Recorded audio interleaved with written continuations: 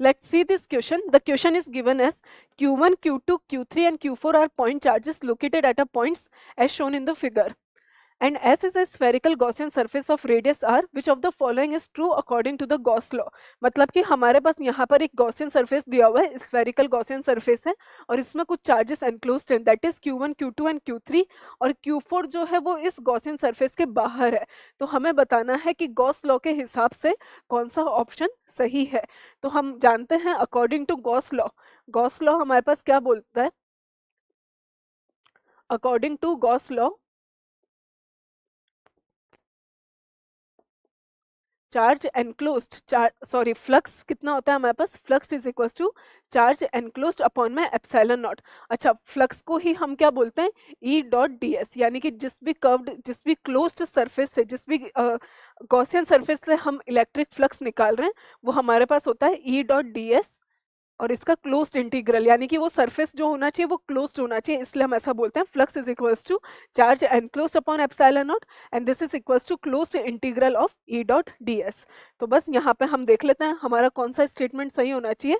इसका मतलब ये है कि अच्छा, इलेक्ट्रिक फील्ड तो सारे चार्जेस की वजह से आएगा, सिर्फ फ्लक्स हमारे पास जो गॉसियन सरफेस के अंदर चार्जेस हैं उनकी वजह से आता है.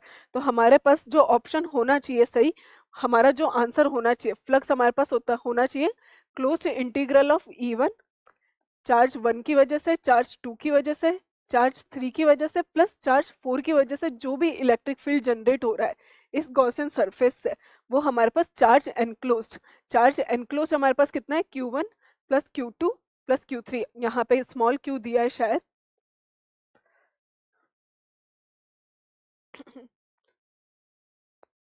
Q1 plus Q2 plus Q3, बिल्कुल स्मॉल दिया हुआ है हमें Q1, Q2, Q3, तो हम यहाँ पे उसको स्मॉल q लिख देते हैं.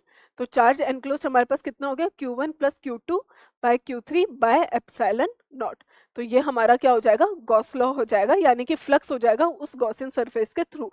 तो कौन सा ऑप्शन मैच हो रहा है देखते हैं हम लोग. E1 plus E2 plus E3,